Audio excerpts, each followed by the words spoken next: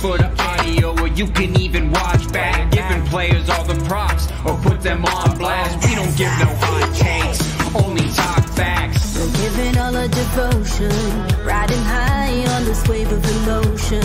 Going all out, yeah, cause this is our time. No, ain't no stopping us till we reach the finish line. All in, we came here to win. We're gonna give everything. S-I-C-K on the run. S-I-C-K, sick, sick. On fire, we're ready to fight. We'll bring the house down tonight. S-I-C-K on the run. S-I-C-K, sick, sick.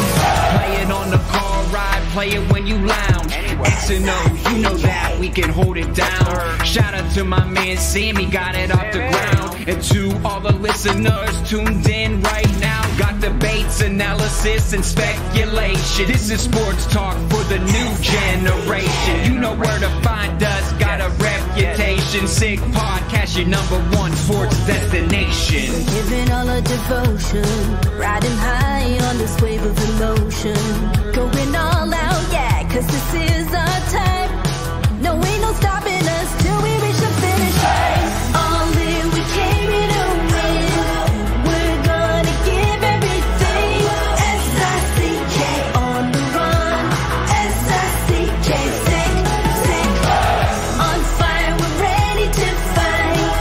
We'll bring the house down tonight. S-I-C-K on the run. S-I-C-K, sick, sick.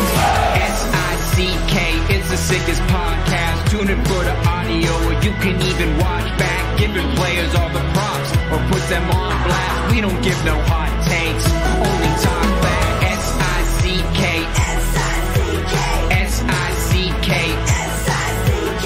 S-I-C-K, S-I-C-K, S-I-C-K, S-I-C-K.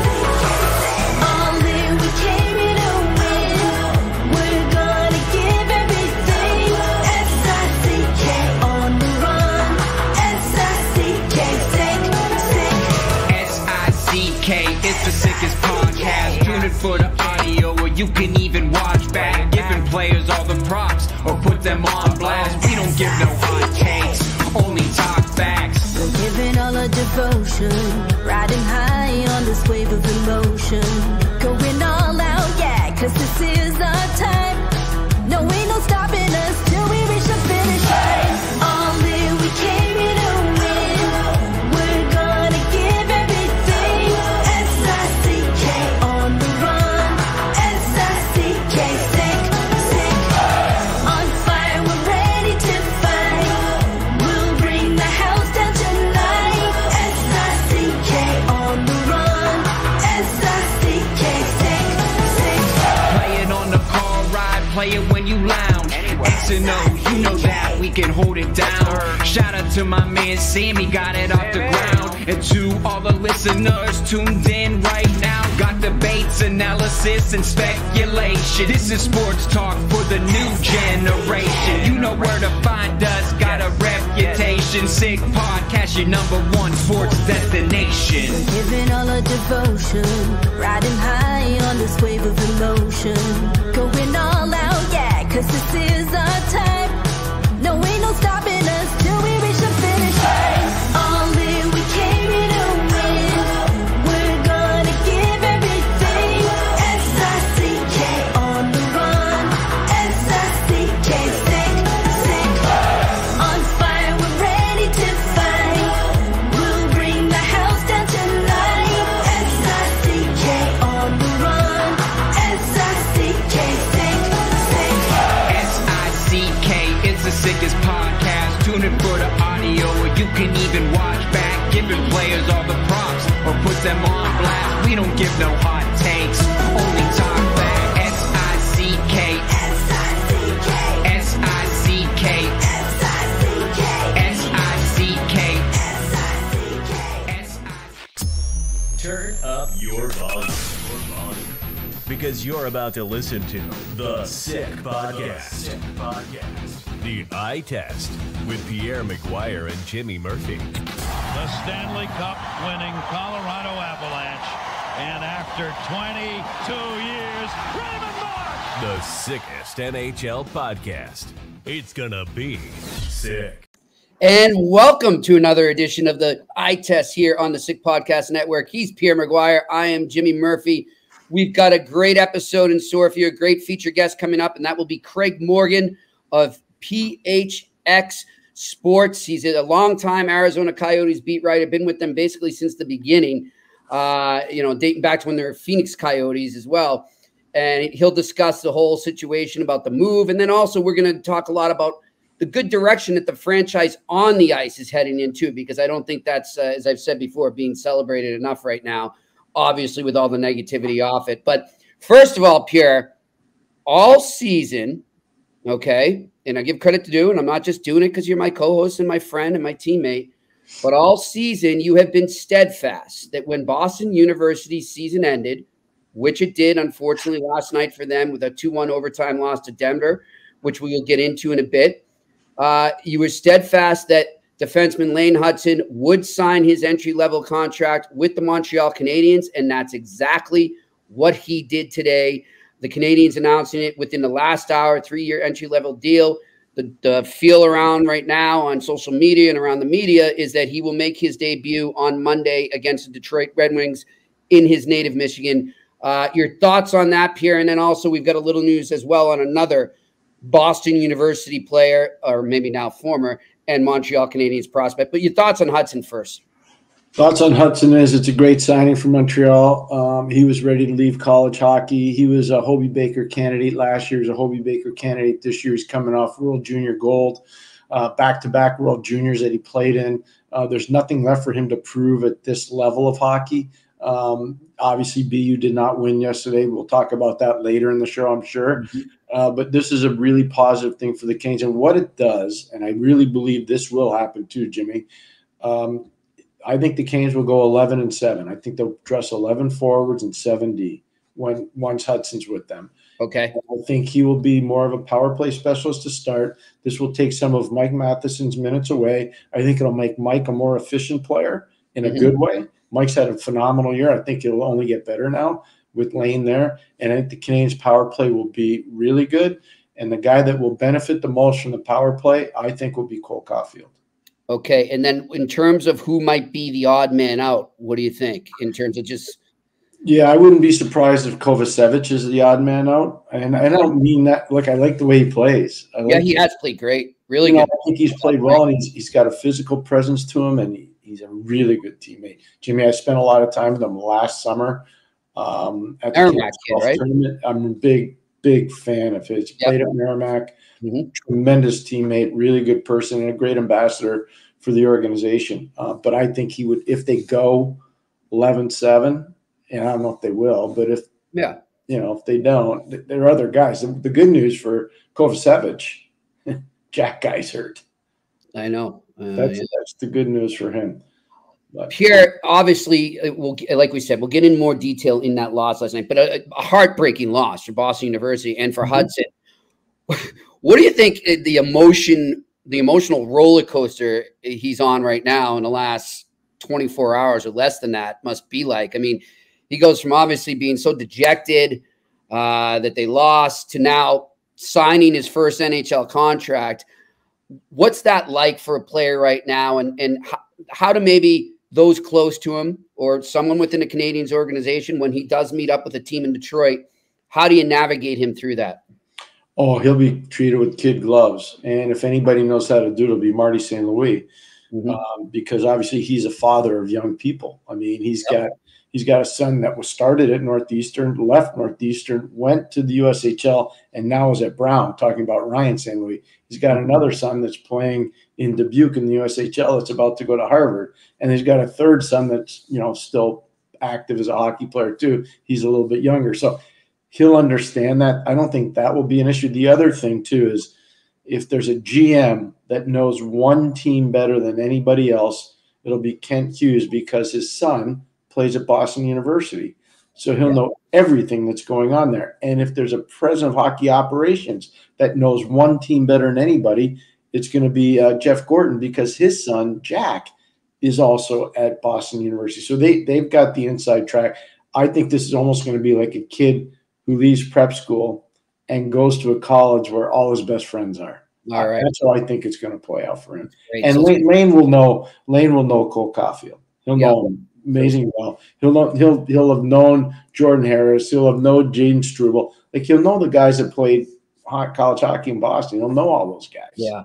It shows you too. I didn't even think of the U.S. Development program too, connections and all that, Pierre. Like, that must be really great in general for players when they enter the NHL, because there's just so many of them around the league now. And chances are, you know, if you're entering a dressing room for the first time, you're going to bump into one. So it must be great to have so many of those alumni floating around the league now. Well said, Jimmy, and I agree. I think the biggest thing for Lane will be, and we saw it yesterday, look, we want to be more positive than negative, but that was an awful turnover that he had, which led to the tying goal by Denver. He can't be doing that in the NHL. And so I think that even though that hurts BU, I think it helps Lane. Yeah.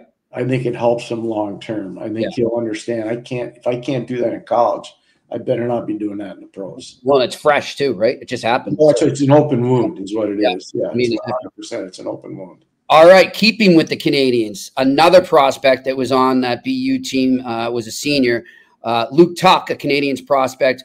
We're hearing now, Pierre, too, that he could be next and could sign with the Canadians. That would not surprise me at all. We've talked about this probably since the show started. He needed to have a big year. He has had a big year. He had 10 goals. He scored yesterday, a beautiful shorthanded goal. I think he needs more seasoning in the American Hockey League. Now, again, we're trying to be more positive than negative on this show. The Canadians farm team from Laval had a terrible loss last night in Cleveland, the Lake Erie Monsters. They have to play there again, I believe, on Saturday. And then they've got 2 games left, a home and home with Belleville. But right now they've played the most games of the teams trying to make that last 2 playoff spots, or one of the last 2. Only 5 teams from their division make it. And right now it's not looking good. So for a player like Tuck, that would be problematic if they didn't make it. So for this year anyways, So do they hold off for a bit to see what happens there, or do you bring them right in? So I don't think you want to hold off. Worst case scenario, you get him signed, you get him in, you airlift him into Cleveland, and you get him in with his group. You get him in with the fellas, and you get him a week's worth of work in the American Hockey League, and maybe a little bit more if they can make the playoffs. But right now, and again, I don't want to be negative about it, I just want to tell the truth. They look like the biggest reach to have to try to get in. Okay. Mostly, I would say Belleville's got a better chance to get in. I'd say Toronto's got a better chance to get in. Right. And I don't think Utica does. They're in last place right now. So those are, again, I know it's not sexy to follow the American League, but I'm telling you, there's some amazing hockey being played there. There's some great coaching going on. There's some really good players there. Really good players. Great. It's educational to learn about the players that are coming.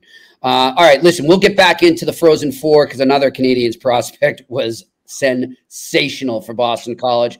We'll talk about him on, as we have all season. But joining us right now is our man, Craig Morgan.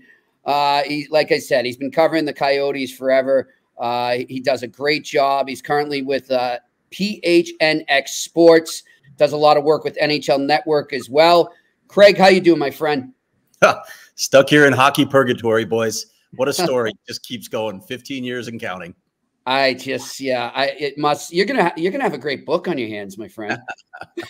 You could have a great book in the works if you want. All right, give us the latest. Is there anything new today that hasn't been out there all week, or is this finally maybe a status quo day for once? I don't know that it's status quo because there are little pieces of information that are leaking out. I don't know if you guys listened to Elliot Friedman talking about what might happen in this deal, but there is just growing momentum that this is going to happen quickly, that this is 90 to 95% certain the Coyotes will be in Salt Lake City next season, which obviously is a massive disappointment to fans here who were sold a bill of goods on yet another rebuild and another possibility that they could come out of what I said was purgatory earlier. I mean, and when you look at the situation now with what Bill Armstrong has done with acquiring draft capital, acquiring really good prospects, it really feels like there's some positive momentum on the ice building here. Yes. And now the rug's going to get pulled out from under them again. And who knows, maybe expansion will be back here. We can talk about that later. But once again, disappointment for Coyotes fans. And it looks like it's the end of this edition of the Coyotes. And how much of that has to do with not having a building besides Glendale? Yeah, it's huge, Pierre. Listen, we can go all the way back to the decision to go west to Glendale in the first place when Steve Ellman made that decision. That's the original sin of this franchise. They went to a place that wouldn't work financially. It didn't come to them right away. I don't think they realized it immediately, but you saw when Jerry Moyes tried to put the team in bankruptcy, give it to Jim Balsillie and move it to Hamilton back in 2009. It was apparent at that time that it wasn't going to work in Glendale anymore. The original owner, Richard Burke, said it all along. That's why he sold to Steve Ellman. It's not going to work out there. He was right. Ever since then, they have been trying to find a permanent solution. And I think everything that has come since then is filtered from that decision, even the string of instability in ownership. You have all these groups coming in for various reasons, but nobody could ever make it work. And I'm not sure they were coming in for the right reasons, which is hockey anyway. Jimmy, I want to ask Craig this because I think it's really important. We talked about it yesterday without any guests on, but Craig would know. He's boots on the ground, and he's got an amazing, amazing reputation. Arizona State gets huge attendance. You would agree to that, right? Yeah. You would agree that if a building was in Scottsdale, it would work probably, right? Yeah. It's not a dead TV market in terms of national audience. You would agree to that? Yep. So why is there hesitation from the political people to get a building that could actually be relevant? Great question. In Scottsdale or somewhere else near there? I think you see that in a lot of markets these days, but this is an interesting market on that front. There are certain elements in our political structure that resist any sort of tax benefits for owners. They don't want to give it, and the messaging. I'm sure you saw it with Tempe.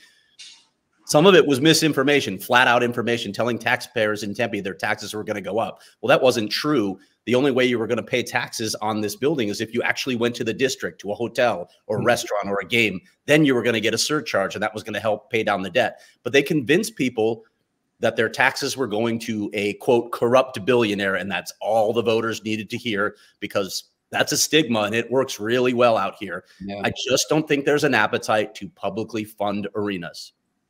That's fair, and thank you for sharing that. And that's relevant. I would agree with that. Craig, I did hear a lot of what Elliot said on his most recent podcast with Jeff Marek there. Urge everybody to check it out. Jeff's a good friend of the podcast here. And one of the things that was a common theme, as you know, was you mentioned distrust with the fans, with the community, but also within the team right now, and how this is being received by the GM, the coach, the players specifically, and just the environment, the atmosphere right now. There's all of a sudden really engulfed within the team of distrust. Could you elaborate a little more on that and what you think maybe is, the players are feeling at this point and how upset they might be? Sure. I want to go back a little bit and then I'll paint the current picture. But yeah, you remember in January, the Coyotes were sitting in a playoff spot. Late January, Ryan Smith announces that he wants to formally apply for the expansion process in Salt Lake City. Coyotes lost 14 straight games after that. I'm not saying that was the only factor in the Coyotes losing streak. They had bad goaltending. They weren't getting secondary scoring. There were other factors. Right. If you don't think that impacted the players and the staff, you're dead wrong. It absolutely. Pierre said it on here. Yeah, I remember that. Yep. Of course, you have a livelihood away from the rink. I think sometimes we look at professional athletes as robots. They're supposed to block out everything else. It's not true. They're humans just like us. They have wives who are asking questions, girlfriends. They have other concerns, kids. So I definitely think it had an impact on them. Fast forward to what's going on right now with the resurfacing of all these reports and the unbelievable speed of momentum toward relocation. Now, they've been kept in the dark by the ownership group. There have been a couple meetings that were supposedly scheduled where Alex Morello was going to address the team. They were canceled. The staff doesn't know what's happening. The players don't know what's happening. The coaches don't know what's happening. It's frustrating. Like, listen, I get you can't tell people everything that's happening on the ownership front, but you need to address your troops. You need to at least try to calm their fears or try to be as honest with you as you can. And they haven't communicated well, really, since they took over this team. And you know, you talk about, okay, with the ownership there, the auction, I don't believe it's not true that they were going to try and get that through the auction and get that land. But was it almost used as sort of a facade with maybe them knowing that this was a very real possibility that could go the other way here? I don't know. There's this conspiracy out there that the Morello group has been playing the long game, a long con all along. Yeah, that's what it feels like. I have a hard time believing that with the money that they've sunk into various things. I mean, they built a $30 million. They put $30 million annex on Mullet Arena for Arizona State that ASU gets to keep. They spent a lot of money looking into researching this land. There were things that they had to do before they ever got to auction. So I think that's a bit of a stretch. I think it's more. There's just distrust that these guys know what they're doing and know how to get to the end point. When you look at the Tempe vote, they had basically every political leader in Tempe behind them. Former mayors, former council members were all lining up behind this, and they vetted them as well. They vetted their financials, so they were convinced that this was a great deal. They had business leaders all over Tempe backing this as well.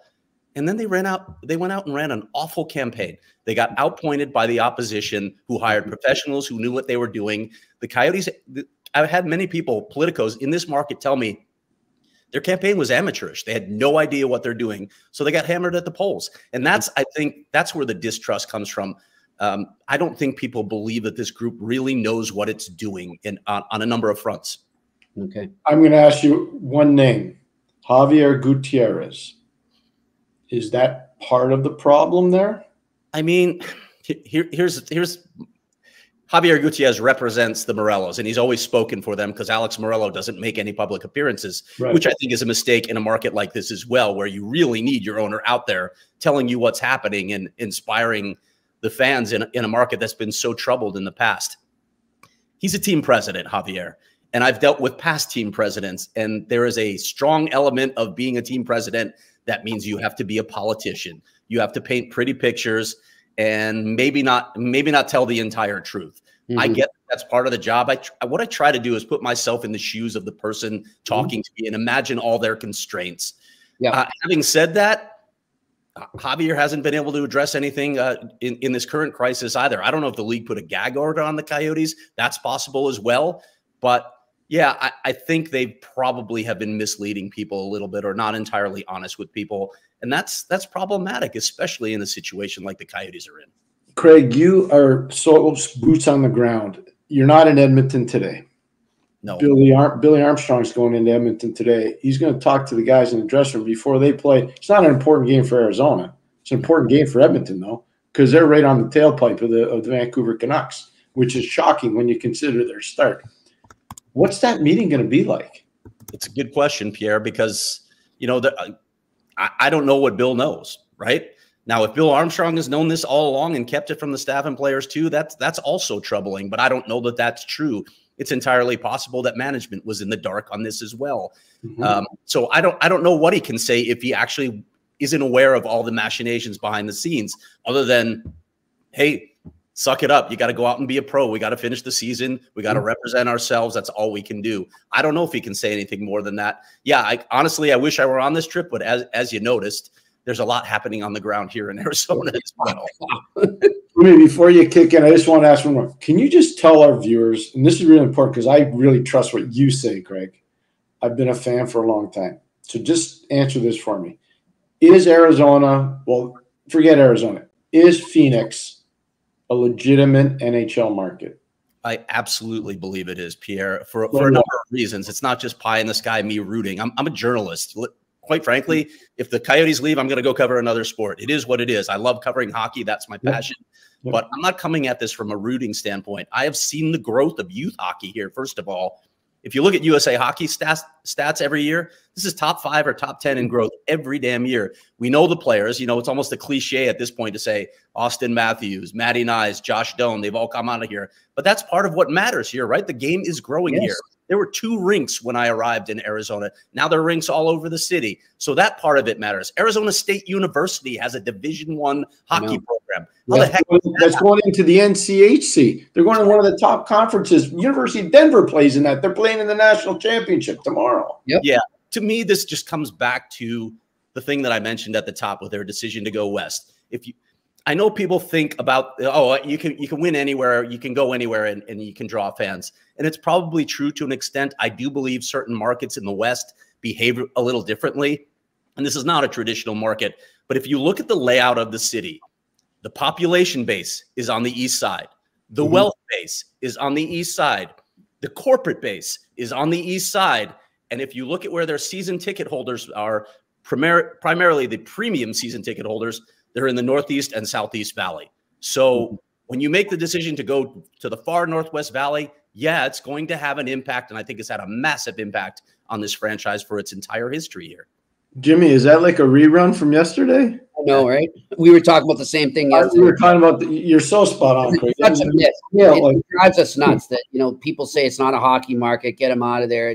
No, it is. And, you know, I think if people want, like I'm talking about, when I say people, I mean people outside of your market. If they want to draw some angst or throw some angst at anyone in your market, it needs to be at the owners or the ownership or the people that have not been able to make it work for the team, not at the fan base, not at the people that live in that area, because like you just said, it's a great hockey market and it gets a bad rep. So I'm glad to hear that from you as well. Let's switch though. All right. Enough of this negativity, because I think there is so much positivity on the ice, not just on the ice, you know, like obviously record wise, not on the ice for the Coyotes, but coming in the future and what this team has been able to do, building up their prospect pool, building up what seems like a pretty good culture within the team hockey wise. Talk to us about that. Yeah, it's funny. I do a monthly prospect report where I check in on 3 of their prospects, and I'll talk to Lee Stempniak, who is their director of player development, and a couple other coaches. Yeah, yep. Lee's unbelievable and emblematic of how they built out this hockey ops staff. But the first conversation we had is, this is weird, Lee. I've been doing this for a few years with you now, and now I'm writing about prospects who aren't part of Arizona's future. They're part of Salt Lake's future. So I said, no offense, Lee, but I'm not sure we're going to be talking much anymore about your prospects. But when I look at what, first of all, starting with the hiring of Bill Armstrong, he built out his scouting staff. He kudos to the Morellos. They let him invest in his scouting staff. Bring Daryl Plandowski and Ryan Jankowski aboard. You bring all these experienced scouts, an incredible scouting staff, and I think they've done an unbelievable job. It's the most complete scouting staff I've ever seen with this franchise. Then you build out player development with Lee Stempniak and a bunch of other coaches. I won't rattle off all those names and bore you guys, but it's working. The hockey operations side of this is working. It is as locked in as I have ever seen it. You're getting a little feel for it now with Logan Cooley and Dylan Gunther and Josh Stone on the ice doing what they're doing. There are more guys coming that probably Tucson would have been a fascinating team to watch next season. They were going to be one step away in the AHL. So yes, I can see a lot coming, and they have a ridiculous amount of draft picks still in the coming few drafts. Yeah. So they've got a lot of capital to play with. I think they are building it the right way to build sustainable success. It is such a shame that the fans in Arizona are not going to see the payoff for all these years of waiting through it. Yeah. Pierre? Jimmy, you know what? I was so happy to hear Craig talk about Daryl Plandowski. They stole him from Tampa. So he and Al Murray were 2 of the key architects for those 3 years in a row Tampa was going. Those were players that Plandowski and Murray were responsible for. And that just shows you the credibility that Craig has, because most hockey fans wouldn't even know that name. They just wouldn't, And I love to hear Lee Stempniak too. Yeah, so I love covering him. I see Lee in the rinks all the time. He's a Dartmouth, right? Guy. He lives right around the Boston area. We talk a lot. And again, Craig nailed that. My biggest thing is, like, I see Clayton Keller, and Craig has to interview him all the time. Yeah. Clayton Keller made a long-term commitment to that organization. And what do you say to a kid like that? What do you say? Like, I'm telling you, I know him really well. Like, he made a big commitment there. Yes, he did.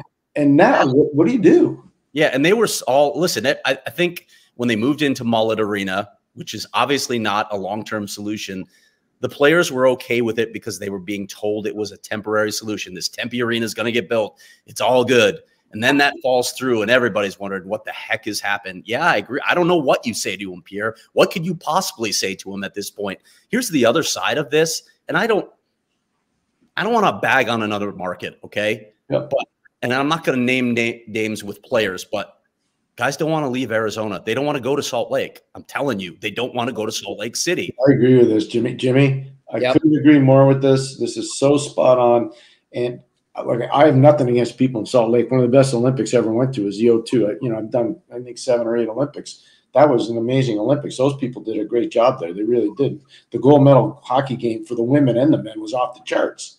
It was for both teams. It was USA versus Canada on both sides. It was unbelievable. It was really good. But I used to go to minor league games there too. And I'm not sure NHL hockey is going to be a slam dunk there. I'm just telling you.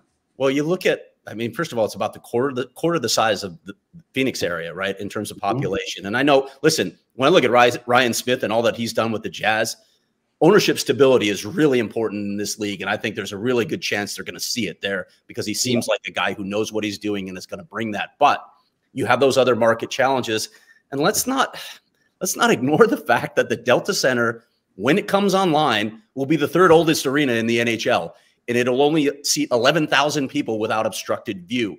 It is not even close to being a really good NHL venue, okay? I covered the NBA as well. I have been in that arena. That's not a good solution for the National Hockey League. And they have to wait, what, 10 years to get a new building? And you're telling me this is a great solution? I don't know, guys. Jimmy, do you remember what I told you yesterday about when I first started going to Arizona? They were playing in the USA Arena, which was a built for basketball building. Yep. And Craig knows, at one end of the rink, you could not see from Wasn't it just like a drop of the goal. Yeah. You couldn't, right, Craig? I mean, you couldn't see it. Yeah, they had to put a board up, a video board, so people could see the goal below them because you couldn't see it from that balcony. On the other side of this, do you remember, Pierre? They didn't have nets back then. No, they did not. I went to the first game at America West Arena, and I interviewed a guy sitting at I'm looking, just trying to get fan perspectives for this story. And I look at this guy who's holding a baseball mitt. Have you ever been to a hockey game? Nope, first one. So what are you hoping for? I'm going to catch me a puck was the direct quote. And I'm thinking, you're going to die, buddy. Oh, God. Jimmy, you know what? I'm showing my age because before it was America West, it was USA Arena. Yep. That's great. You know, you guys make a great point there, and you're talking about that arena, and you're saying maybe 10 years before it's modernized and they have an arena up to date with all the other ones. And I get it. Look, I get, Pierre, we've gone over this, the infrastructure within the market. But, I mean, what are you feeling if you're somebody from Quebec City right now, if you're a hockey fan there, looking at that arena and saying, really? Have you checked out what we have here? Yeah. Have you? Like it. But I'm going to just say one thing in defense of not going to Quebec. The Canadian dollar's getting massive. I know it's not a possibility. I'm just empathizing with them, Pierre. That's all. It's going to be frustrating when they see that play. I personally think Arizona is a more feasible hockey market than Salt Lake. I think great. Yeah. I'll defer to playing on it, but I don't know if he agrees or not. I do. I agree with you completely. But as we talked about, you got to have the right situation. Yeah. You have to have the right owner, and you have to have the arena in the right location. Agreed. They've got the hockey ops part figured out. So they got one piece finally, but those other two pieces are lacking. So we'll see if they come back and expand. Jimmy, before you go on I want to take one other track here because I know that you covered Rick Tocchet, who's a very close personal friend of mine. So I'll qualify my question. You're not surprised, are you, by what he's doing in Vancouver? You know what's funny is we heard all along here in the later years, well, Rick Tocchet can't coach. And I get so tired of that narrative because, I mean, I think most coaches are pretty close in ability in this league at this point. They're all running pretty close to the same systems. But what's different? Some have players and some don't. And when you look at those Coyotes rosters and all the deficiencies, what was he supposed to do? I mean, he didn't have Elias Pettersson. He didn't have Quinn Hughes. He didn't have Thatcher Demko. He didn't have tons of the pieces that he has now, or even in Tampa when he was in that bad situation. What happens? He moves to Vancouver and suddenly, wow, Rick Tocchet has become a great coach.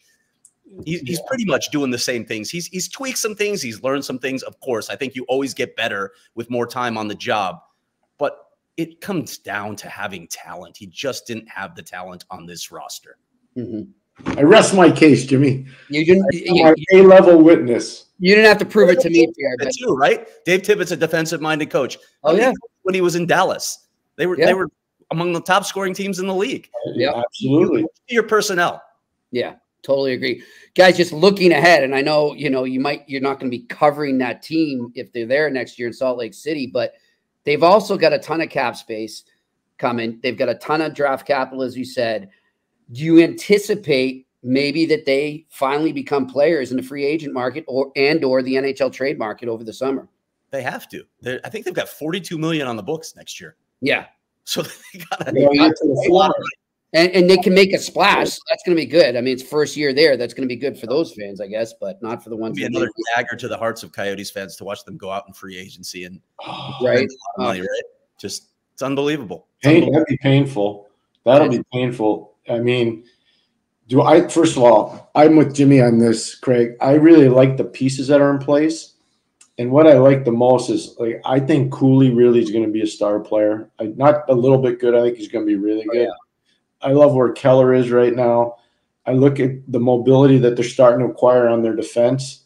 Makes a big difference. Moser. I love that kid, Moser. So I was just going to go to J.J. Moser. Thank you, Jimmy. You're reading me. He might be the most underrated guy in the league because not a lot of people watch the Coyotes. I mean, I know that's not news to you, but nationally, not a lot of people are watching them, but that kid's really good. Yeah, it's funny. When he came over, and he was a little bit older, drafted out of Europe, so a little more development time. But when he came over to Tucson, they called him up the first time. All of us were thinking, okay, we'll get a look at him. He never went back down because he impressed them so much with his play, two-way play and smart play. Yeah, he's a fixture. He's one of those pieces that I'm sure they will re-sign for the future, but they do have a lot coming in the system as well, whether we're talking about Maverick Lamoureux or Dmitry Stimashev over in Russia. There are a bunch of pieces out there. Maybe even Artem Duda will be in the AHL next season. 100%. We'll see how this goes. But like I said a bunch of times, this scouting staff is impressive. They know what they're doing. Yeah. All right, Craig, before we let you go, just for those who might have not been familiar with you before you came on here, I don't know why they wouldn't, but you do a great job. But for those that aren't, tell them where you can find your work. Yeah, you mentioned it at the top at PHNX Sports. Our website is gophnx.com, and you can find me on, I keep saying Twitter. We have to say X now, don't we? Yeah. Can't get used to that. I think Elon Musk is almost all right with it by now. I don't think he cares. All right, let's just say Twitter then, because that's what everybody knows. At Craig S. Morgan. I appreciate you guys having me on today. No, hey, Craig, before you go, appreciate you. Jimmy is my social media manager because I don't do any of that stuff, so it's good. I know there are a lot of fake accounts out there. For the record, I'm not on Twitter and never have been, never will be. That being said, if you need an agent, you can hire me. Yeah. If you really want to cover hockey that bad, man, you'd be perfect in any market because you care so much about the game and you've sold the game for a long time there, and people need to know that. And for all of us that care about the game, you did awesome work. Thank you. And you know what, too? Great job you've done with that site since you started up, too. I know how hard I've been in your shoes trying to start things up like that. I know what it's like. So great job. Thank you, guys. I really appreciate that. Yeah. Keep it up. Keep up. We're going to stay in touch. Coyotes. Keep it up. We're going to stay in touch. This isn't over. This is not our last visit. Sure. So will you be at the draft or no? I don't think so. Okay. I don't think they're going to want to go to a draft for a Salt Lake City team. But let's wait and see how things play out over the next week. Exactly. Well, hopefully we'll cross paths soon. If not, we'll get you back on here soon. All right? All right, guys. Take care. Thanks again for having me. Thank you so much for coming on. It means a lot. Thank you. All right. Craig Morgan joined us here on the Eye Test on the Sick Podcast Network. Wow, what an interview that was, Pierre. So I want to give you credit because you're the one that went out. It was a great idea by you, Jimmy. And the other thing, did you see the emotion in that man's face? Yeah. He was holding back. You're a journalist. I'm not. You're a journalist. I'm an analyst. Okay. I just comment. You're a real trained journalist. That man, you could see this is painful. No, I felt it. He can do other jobs. Like he's not going to lose his job. Yeah. But he loves his job. It's his labor of love. He loves covering this team. Yeah. And we say all the time, they're not a hockey market. That's a bunch of bunk, Jimmy. I'm telling you, it's a bunch of bunk. I remember going there watching IHL games. When we talk about Sean Couturier. Road runners? Yeah. You know, we talk about Sean Couturier. He was born in Arizona because his father, Sylvain, was playing for the Roadrunners. I'd be in there watching them. Yeah. So, I can go all the way back with that whole thing. And this is heartbreaking. It is. It is. And that's what I've been trying to convey to people. I mean, look, as I said in the interview just now, I completely and will continue to empathize with the people of Quebec City and Nordiques fans all over. However, I also empathize just as much with what these fans are about to go. They're going to go through what Quebec went through. And it's not fun. It's not fun for anybody. And I know you look at Arizona from afar and you don't equate it to hockey, but you got to start understanding it is a hockey market. And, you know, you listen to all the players that have grown up there and the players that are coming, and Pierre, it's tough. It's horrible to see right now. And, you know, I don't know. One thing I'm going to say, and I know people are going to go after him, they're wrong to. Gary Bettman did everything in his power to keep that team there. I'm telling you, he did everything in his power. Bill Daly did everything in his power. The league worked hard to make it a relevant market. They were fighting an uphill fight. They had no chance of winning because of the building, Jimmy. I've been telling you since I've known you, if they don't have a building in Scottsdale, it's not going to work. And I know people say, well, what's it, only 35 or 40 miles as a crow flight? No, it's the traffic. Mm-hmm. It's massive population, and it's not fun to go to a game in Glendale. It's not because the building's bad. The building's great. Yeah. It's in the middle of a freaking desert. Yeah. Like, there's nothing there. There's a football stadium. I'm just telling you, Jimmy, there's a football stadium. There's a Renaissance hotel. There's a hockey rink, and there's a little bit of a shopping area and a bar area. He said something. There's something that I really took from that whole interview more than anything else. And, you know, I know he's got to face these guys, and he's there. And I don't know what his relationship is with Morello or any of the other ownership groups that have owned that team and that franchise. But he said something really key here, and I don't know if you caught it, where he said they were buying the team or they were investing for the wrong reasons and not for hockey. That is the key right there. That is huge. So the Marullo family, most of their financial assets come from the gambling industry. Mm-hmm. They've done extremely well. They're obviously very smart people. They really are. And they've built their business over time. So I'm not sure that this last group is the group you could say it's their fault. But I would say that I think there's been a lack of transparency. You know how we use that word, you and I, a lot, because we want to be transparent with our audience. And we're not perfect on everything. So when we're wrong, we say it. Right. I don't think they've been overly transparent. I don't either. And you just mentioned, and the reason I honed in on this too is because I love what you said about Bettman and Daly doing their best to keep it there. And I really hope that they don't become the bad guys in the eyes of the Coyotes fans. Oh, they will. They will. They will. I hope people understand what you just said, because that wasn't the problem. No. The problem was, and you can say, okay, well, they should have vetted them better. Well, I mean, how much deeper can you vet people, Pierre? You still can't know exactly who a person is, no matter how much you look at their bank statements or their records and all this stuff. You really don't know until you meet them and you're with them, working on them a daily basis or being their friend. The NHL vetting I think the NHL got sold a bill of goods, Pierre. I'm just going to say it. You don't have to comment on that. I just feel like that's what might have happened. But I will tell you this, because I've been through a bunch of different vettings in the league on the management and on the coaching side. I don't think they do it bad. Ever since what happened with the Islanders, mm-hmm. their vetting process has been perfect. They've been phenomenal. They don't mess around. The league, they don't. Yeah. Why do you think it took so long to get the Ottawa deal done? Exactly. They weren't making any mistakes there. They were not. They could not, and they would not, and they have not. I mean, you remember Belsilli when he wanted a team? I mean, and it didn't work. Jimmy, I'm going to tell you something, and it doesn't bother me because I'm not going to give names. I know somebody that was very close to buying a team in the National Hockey League, and at one point I spoke to him at length in his home. And he said he's a very successful person. His family's unbelievably successful. And he said, I've never been vetted anything like this in my career.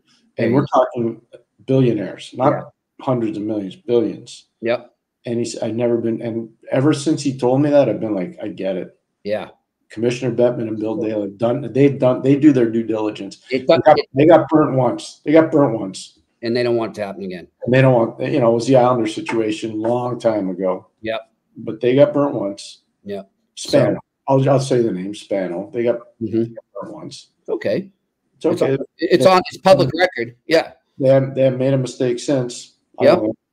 No. I really don't think so. Not when it comes to vetting people. No. And I just, and I have an idea who you might be talking about as well here, just from conversations I used to have with Russ Conway all the time, because you know how tied in he was to all that. Amazing tied in. And I'll tell you too, way back in the day, I mean, even when it was just starting off there in Arizona, Russ was one of the few people who seemed confident about it. It was interesting. I always remember that. It was like, okay. And they're growing hockey players there. So that's one thing I really hope, Pierre, and you might have an answer to this better than me. Will them moving now stunt that growth of all those hockey players? No, you know why? Because all those guys are staying. They're going to stay in town. Okay. So there's a reason why Buffalo's created a lot of players. There's a reason why St. Louis has created a lot of players. There's a reason why LA started to create a lot of good players. People stay after their careers are over. They like it. The guys in St. Louis love the golf courses. They love the cost of living. They love how open and nice the countryside is. So they stay there. Buffalo's the same thing. Go to Clarence, New York. Half of Clarence, New York are former Buffalo Sabre players. When you go to LA, there's certain pockets, whether it's where Patty Brisson is or where Glenn Murray is or where Luc Robitaille is, Dave Taylor. I mean, there are all these areas where former players are, and their kids want to play hockey. Yep. And then all these other kids want to come play hockey. And that's what Shane Doan did. Great things out there. Keith Tkachuk did some good stuff. Jeremy Roenick did good stuff out there. Yep. In Arizona, I'm talking about. Yeah. So I know there are a lot of guys that stayed. Like I'm telling you. One of the guys that did really good work before he passed was Tommy Curvers. Oh, gosh. Tommy was out there. People forget Tommy worked out there. He was in management. He was also in the media. Yeah. And so Tommy did a lot too. I mean, I got to know Tommy really well. I used to golf a little with Tommy from time to time. Yeah, Tommy did a lot of good stuff. So anyways, I think it's a good hockey market. I don't think the player pool will dry up. Good. Because guys are going to stay there. They're not the guys that are retired. Yeah. They're not moving to Salt Lake. They're staying in Scottsdale. They're not going to move. Well, we'll see. But what a great interview. That was great to have Craig on. And Fantastic. He's great. Right in around the NHL though, Pierre. So I definitely think we got to have him on again, because I mean, the guy he knows the NHL, not just his team. No, but the way he spoke, he was frank, passionate, but he was fair. He was fair, and that's what he's fair. That I love how he tried to classify. Look, it's my job to be objective, and that's what I'm doing right now with you. Yeah, no, and I love what he said about Tocchet. Yeah, that was great, huh? The truth, look, he had to deal with Tippett too. But he had to deal with Dickie every day. Yeah, and you get to know somebody when you're dealing with them every day. And hockey people know good coaches when they see them. Yeah. All right. Except some of the people in the media who said this is a joke. Well, they're not all hockey people, Pierre. That's all I have to say, and I don't care. I said it. But anyhow, moving on, my friend. That was great. Quickly, before we get into the questions here, because they are lining up, and I appreciate everyone.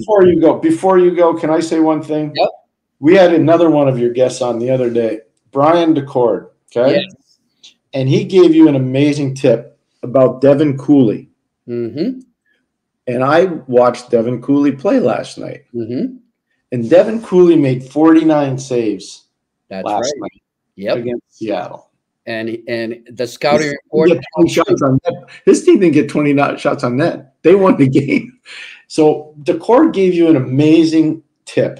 Yep. Well, all of us, but especially to you. And I thought it was really good. No, I loved it. And I've been texting with him. I texted him immediately after the loss last night. Said, sorry, man, great run. Good job by Karan was amazing. So let's talk a little about the games last night.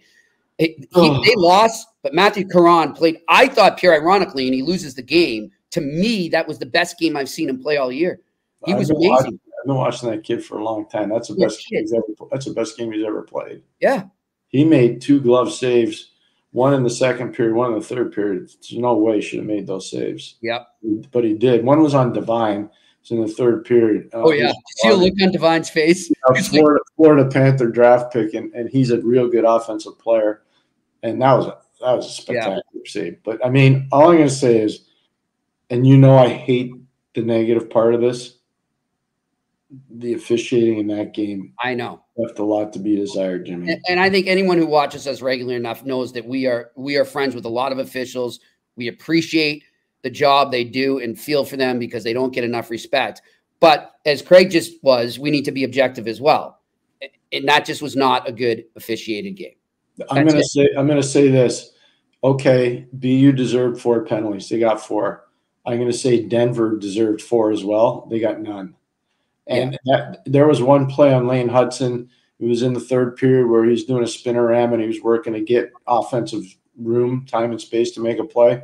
And he was about to, and then he just got late checked down the ice. There's like no call. I'm like, you got to be kidding me. You know, that's just one example. There are a bunch of.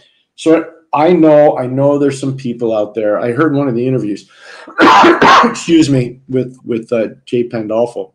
Mm-hmm. And they said, well, what's holding Macklin Celebrini back? Are you concerned? I'm paraphrasing, but that was kind of the text of the question. And I wanted to say, part of the problem is he got his head taken off about 8 minutes into the first period. And what did you say would happen to him? And I don't think that he's been right ever since that. And I still to this day believe that. Yep. Yeah, I think that hit, and it was not penalized, by the way. I think that hit did more to curtail BU's ability to win than anything in the game. Yeah. But, you know, I look, I don't like, as we just said, we don't like blaming the refs, but you have to feel BU's pain right now. Pierre, I sent this stat to you earlier today. It was awesome. Compliments of Brian Kelly, the longtime PR man over at Boston University, just a staple at BU and in college hockey. He said in a tweet today, congrats to Denver on the hard-earned victory, and this takes nothing away from the Pioneers' win, but this is one of the most incredible stats I've ever seen. Yep. BU's power play didn't see the ice for the final 160, I'm talking minutes here, 167 minutes and 53 seconds of their season. Wow. Wow. Mm-hmm. Wow.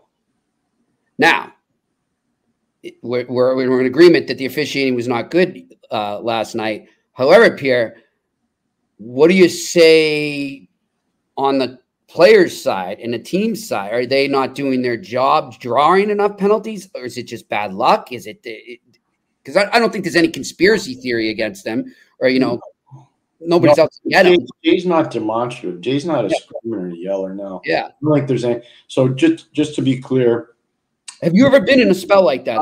I don't believe it was brought up last night. And if it was, I apologize to the people that did the game, because I like watching. I watched all of it. I don't believe it was ever brought up that was a Big Ten crew. Yeah. That was a Big Ten officiating crew. So maybe they call the game different than what a Hockey East crew would call, or maybe they call a game different than a way an NCHC would call, or maybe they call it different than the ECAC or the Atlantic. You know, that can be part of it too, Jimmy. Familiarity. You know what I mean? I'm just telling you, because in the NHL, I talked to an NHL official this morning. That's why I feel pretty comfortable talking about this. Okay. And I said, what was your take on the game? Because I knew he was watching. And he said, there were mistakes made. Mm-hmm. And this is from an official. So, and he's not being mean. Like, he wasn't saying those guys stunk or they ruined the game. He just said there were mistakes made. You know what?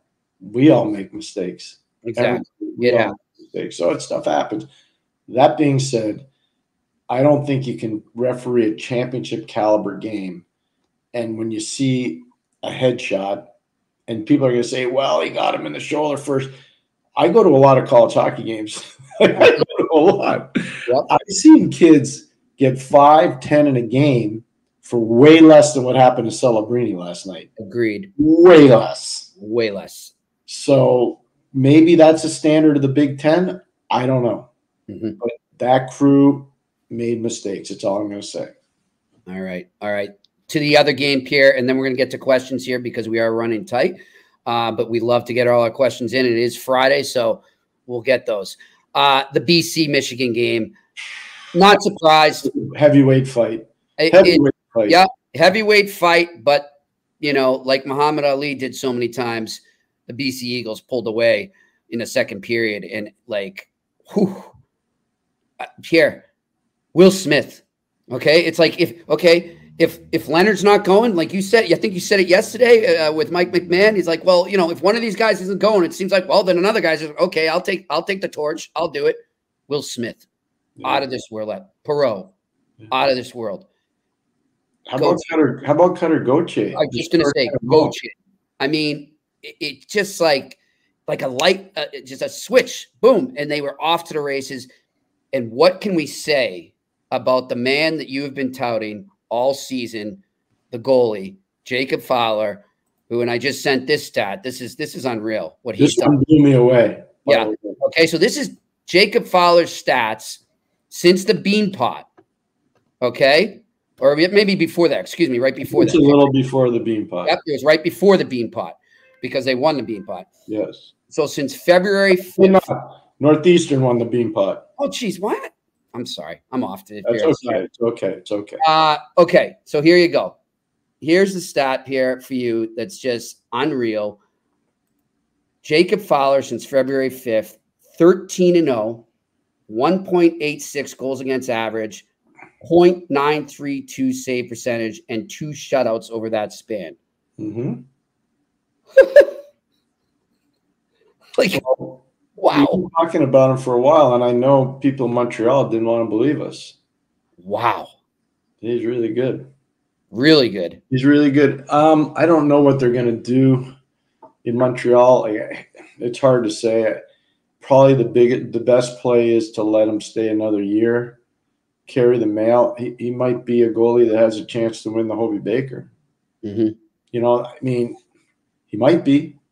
Well, it's not like he's not succeeding and developing there. That's what I mean. Yeah. No, so, I mean, I don't know what direction they go, but I would say this is that I don't think Canadians need to rush him.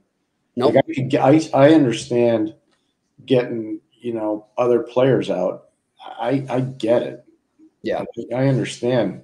If Hutson comes out, I understand why Hudson's coming out. If Tuck comes out, I kind of understand why Tuck comes out. I think if Green comes out of BU, I kind of get why he's coming out. Mm-hmm. If Harvey was trying to come out of BU, I'm not sure that that's what should happen right now. Mm-hmm. But I mean, it's like if you were to ask me, is Perreault ready to play in the NHL skill wise? Yeah, he is, 100%. Yeah. Size wise, I don't know if he is right now. I'd let him go back for another year. But if you were to ask me, is Ryan Leonard ready to play for the Washington Capitals? Oh yeah, I'd say 100%.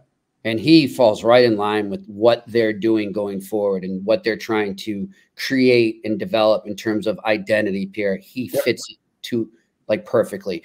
All right. I know we have questions. We got to go to them. Let's go. Yep. And before we do, I just want to mention, you mentioned Dave Taylor, ironically, and that was this date in hockey history from our good friend Bob Borgen. On April 12th, 1994, Pierre, Los Angeles Kings Dave Taylor announced his retirement after 17 years with the Kings. 2 days later, he took the opening faceoff in his 1,111th and final game at the Forum against the Edmonton Oilers. I know you know Dave Taylor well. He's a great guy. Oh, my gosh. As good a player as Dave Taylor was, far better human being. Talk to Jerry York, the legendary Hall of Fame coach, or Billy O'Flaherty, who's been on our show, who helped recruit and bring Dave Taylor to Clarkson University. Dave Taylor's a phenomenal man. Just a tremendous person. And, we were talking about Larry Plow. Remember we were in Springfield talking about Larry? Yep. There's so many similarities in terms of the type of people Dave is and the type of person Larry is. They're just great people. Yeah, it's been great to watch with him, the career he's had. And the scout, he's great. I remember just meeting him in the press box, too. He's a good scout as well, Pierre. All right, let's get right to these questions right now. I'll get to our sponsors in a bit. I want to get these questions in. Mitch Boyd is asking us, hey, guys, long-time watcher, but first live show. You guys need some serious kudos. Keep up the great work. What moment made each of you fall in love with the game? I'd say the first time I stepped foot in Boston Garden and watched the game with my late grandfather back in 1984. What a good statement by you. My first NHL game was 1965, Old Madison Square Garden. My grandfather brought me to see the Montreal Canadiens play against the New York Rangers. And what I remember the most, the smell in the rink, the popcorn that was popping, people smoking in the rink, the haze that was over the ice, and the shots that would careen off the boards. Every time there was a slap shot, the noise that it would make. I was 5 years old. Yeah. And I remember it like now. I'm 62. I love that you said the smell. That's something that stands out to me too. My grandfather brought me that, and I think he knew because I remember it wasn't long after I got a pair of skates. Yep. And I loved being at the rink. That was it. That was all she wrote. I was hooked. And then you grow up in Montreal. It's hard not to like hockey. Exactly. The teams were pretty good. Exactly. I'll tell you quickly a funny story with the smell I remember from the Boston Garden. Two smells that, and one of them I didn't like, but I still remember it, is the smell of the elephants after the circus had left town. In late October, when the Bruins would come back. They always had a long road trip in the beginning of the season because of the circus. And then also, and I don't know their names or what restaurant they might have been affiliated with, but the Sicilian pizza that they would cook on a brick oven right there in the concourse would just permeate all the way up to the seats where we were sitting. And it was awesome. And I would just probably wolf down about 4 slices a game. So there was just one circus story. You know, in Madison Square Garden back in the day, you know, the rink's on the 5th floor. So you got to walk up this long. Yep. So we were there in the playoffs in 1992. We're playing Rangers, and the circus is but the circus is there. So I'm in the office breaking down tape, and it's pretty late. And I walk out, and I'm like, geez, something smells bad. They had the elephants going. Yep. That's the Garden too, Boston. We're just dropping all over that walkway. I was like, oh my gosh. They used to put signs up, watch out for the Bruins. Oh, it's great. I'll never forget. And you know what? They used to have to change the time of the games because at MSG, they do the games at night. Yeah. So, you know, the playoff games. And usually you start at 8 or 8:30 because it took time to take the circus out and put the ice back in. And it took a little time. So, yeah. Good stuff. All right, next question. Samuel Matei, playoffs are about depth. Looking back at the New Jersey Devils' fourth line in 2012 of Bernier, Jonte, and Carter, what a line. Good call. They were awesome. Which team going into playoffs has a bottom six that's similar? I say Dallas. I think Pierre and I completely agree with you. I would say Florida Panthers, too, in the East. Yeah, good call. Florida Panthers and Sammy. That's such a good point. And the Carter that Sammy's talking about is a kid named Ryan Carter, who we referenced last week, Pierre. Yeah, tremendously tough kid, really good person. He was in the big fight that I told you about when Tortorella was coaching New York and DeBoer was coaching the Devils. Like, it was a hellacious fight. It was unbelievable. 5-on-5. It was full on, pure 6. But Ryan Carter does a really nice job working on the Minnesota Wild broadcast. He's a young guy transitioning from playing to broadcasting, and I think he's really done a nice job there at that. Really good stuff. Great question there. Great point. All right, next question. A to Z me. I'm so glad that Martin St. Louis is a Habs coach with some young offensive players around and coming. How do you guys see MSL playing a pivotal role in the Habs regaining some offensive power in the NHL? The power play is going to be better because they're going to have better players, and one of them is going to be Lane Hutson. Yep. The other thing is they're going to get Kirby Doc back, and I think that's going to help them. The other thing is they're going to get Joshua Roy back, and I think Joshua is going to be a very good offensive player for them. And I think Newhook, if Newhook plays center or wing, I think it's equal, but I prefer him on the wing because then he can stretch. He doesn't have nearly the same defensive responsibility. He's not an overly large guy. And when he stretches and goes with speed, Jimmy, he's lethal. And I think he's a guy that could be 20 to 30 goals. I really believe that. So you put it together, I think it's just internal. They have internal mechanisms that will help their offense. They do. And his creativity, too. That's one of the things I love about Martin St. Louis. All right, next question. Chris Blue Shirts. Hey, Chris. Pierre, I've been listening to you for a long time. You use the term 7-player profile. Do you think that my Rangers have those players? Thanks. Have a great weekend. Another great question. And the answer is 100% yes. And thank you for the question, Chris. So I'll give you an example. The 7-player profile is you have to have 2 dominant centermen. You have to have 1 specialist forward, whether he's a penalty killer, face-off guy, power play specialist, doesn't matter. So that makes 3. Then you have a shutdown defenseman. You have an elite puck-moving defenseman. That's 5. You have an elite goalie. That's 6. And then you add in the power forward. And if you were to say to me, do the Rangers have that? Zibanejad and Trocheck, pretty good one too, right? And Filipito's back skating, so that's important. Power forward, they're a bit redundant. It could be Lafreniere or Kreider, so they're pretty good with that. Their specialist forward could be a bunch of different people, but I'll say Barclay Goodrow just for the sake of argument. Puck-moving defenseman is Adam Fox, elite puck-moving defenseman. Shutdown defenseman is Jacob Trouba or Ryan Lindgren. And elite goaltender, Shesterkin. So the answer is they fit the profile. And you can go look it up, Jimmy, because I know there are people on here saying, oh, it doesn't work for everybody. Since the new rules came into play, 2005, 2006, every team that's won the cup fits the profile. Exactly. They totally do. Every single team. And Pierre, have you heard anything from those people who are saying that Lafreniere was overrated and shouldn't have been picked that high? I haven't heard people apologize. No. Chirp. Yeah, okay. Anyhow, next question. Keep moving. Filterless Bear. I went to an ECHL game in Salt Lake and was extremely disappointed. It was terrible hockey after growing up watching Canadian junior hockey. That's not on the city. You can't. Okay, yeah. I get that, but you can't blame the city of Salt Lake for that. And it depends when you went. Sometimes it's a third game in 4 nights. Sometimes it's 3 and 3. So depend. I coach in that league. Look, there's 15, 16-hour bus ride. It's not that easy. And sometimes you play a Friday, you play a Saturday, and then on Sunday you're playing at 3 o'clock in the afternoon. You don't have much left in the tank. Yeah. I don't know the situation he's talking about, but I would say this right now. There are legitimate players playing the East Coast Hockey League that will play in the NHL. Yep. I'll give you a good example. He stands right next to Marty St. Louis. Alex Burrows. Alex Burrows was an undrafted player out of Shawinigan who went and played in Baton Rouge, Louisiana. Just telling you. Where you coached? Yeah. Yeah, but I'm just telling you, he did. And look, you think the Sedins didn't like having him as their winger? Oh, yeah. No, I know. It's a great, it's an even better league now. That's what I mean. The league is good. So don't quit on the East Coast Hockey League. And the biggest thing is you can't blame Salt Lake City for that. And one thing I'll say quickly, Salt Lake City, I heard it on Melnick's show, actually. They played a clip from somebody they knew, travels there all the time. Apparently, it's become a pretty vibrant city, Pierre. It's not the traditional Mormon thing that you get when you hear Utah and Salt Lake City. Apparently, it's got some life to it. So who knows? Maybe this works. You never know. I wish Melanie would come on with us one day, my wife, and she would tell you. I remember coming back from Salt Lake City Olympics. I had a great time. I was there for almost a month. Who knows? I had a really good time there. Let's not write it off yet. No, don't write it off yet. Here we go. The building, they need to. That's what they need. Yeah. Get the building worked out. Anyways, go ahead. All right, here we go. Next question.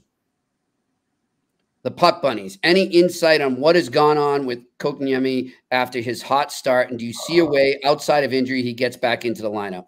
I would say no, and I'll tell you why. They've been proactive signing guys. Jackson Blake has been signing at the University of North Dakota, so he's there. They obviously went out and got Bradley Nadeau out of the University of Maine. He's there. I think Kotkaniemi's in trouble. I do too. I think he's in trouble. Yeah. Yeah. Who knows? We'll see. All right, next question. Alex Ivanovsky. What's up, Alex? Shesterkin has been better has to be better in the playoffs. The good news is Quick can come in and help out. But if they want to win a cup, Shesterkin has to be better come playoff time. Completely agree. But yeah, great point by you on Quick. There's 2 guys in the league that need to be better if their teams want to be viable. One is Shesterkin, and the other guy's Hellebuck in the playoffs. All these other guys, it's okay. Well, Georgia. I'm not counting him. Yeah. I already told you. Yeah. I got you. They're going to win. It's going to be something else that happens in a good way. But I will tell you this. Those 2 guys in Winnipeg and New York, Alex is right. The guy in New York's got to be better in the playoffs. And if Winnipeg wants to take the next step, because it looks like they're playing Colorado. Yes. Last night, we called it. A little message sending by the Jets there. Yeah, that's what I'm saying. So it looks like they might be playing Colorado. Just saying. Yeah. I don't like that matchup for Colorado. I'm staying with that call there. All right. His name is Jimmy Murphy. Just so Joe Sakic's not mad at me. Jimmy Murphy said that. All right. Next question, guys. Joel Kravitz. Hey, Joel. Pierre, if the Canadians don't select a big forward draft prospect, would you select Sam Dickerson? Secondly, who would you like the Canadians to target in a trade and return or in a package? I'm not going to talk about Sam Dickerson, I should say. I would say that size would be important for the Canadians. I would also, if I were the Canadians, I would use some of my defensive depth and or draft collateral tad a little more offense, like a quick strike offensive winger. I think if they do that with the way their defense is setting up right now, I think they could be in really good shape. And I know they probably don't want to hear this, and really legitimately challenge for a playoff spot next year. I agree. I completely agree. All right, let's do it. Next question. Did Ottawa make a mistake when they did not hire Patrick Waugh? No, I don't think so. No. And Patty's I respect him. I know him, and I think he's a really good coach. There's a lot of coaches out there that have more NHL experience than Patrick does. And I think Patrick has done a nice job so far with the Islanders. We'll see whether it actually works out or not. One of the things that's clearly worked for them, moving Casey, whoever thought this, Jimmy? Moving Casey Cizikas from the fourth line to the first line to play with Bo Horvat and Matty Barzal. Good call by him. Like, whoever thought of that? Nobody. Yeah. No way. Don't even try to go there. You see that smile on his face beating his old team last night? That was good, yeah. He had been gone from that place for a long time. I know, but it still means something, Pierre. No, it does. Of course it does. I know. It was good. I like the emotion at the end.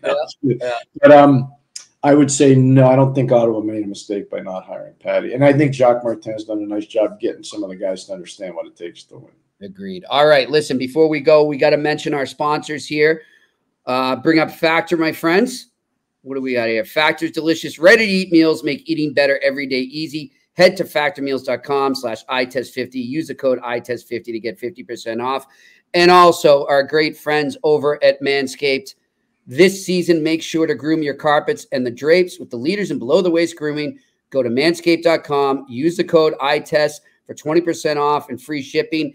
And also, we want to mention our good friends that are joining us, and we'll have TCS, much more information. We'll have a banner for you, I believe, on Monday, so you can look at it there. But if you want to check out our new sponsor, TCS, go over to www.shiptcs.com. Again, that's shiptcs.com. Welcome aboard to TCS and our good friend, Michael Maislin. And thank you to all our listeners and viewers, and especially you guys in the comment section, to continue to give us great questions. We love interacting with you. Thanks to Shane for filling in for the production crew up in Montreal right now. And thanks to Craig Morgan for an amazing interview. Thanks to him for joining. We'll get him on again for sure, like we said. Pierre, any final words, my friend? Tony Granato, we're all thinking about you, and we're all thinking only the good things. And Rosa, you go in there and kick it. For sure. We're thinking of you, Rosa. We are thinking of you big time. And I'm going to give a shout out to my friend Jeff, too, and he knows what I'm talking about. All right. This has been another edition of the Eye Test on the Sick Podcast Network. And that's a wrap. Hope you don't miss us too much until next time. Follow the Eye Test with Pierre McGuire and Jimmy Murphy on YouTube, Facebook, Google Play, and Apple Podcasts.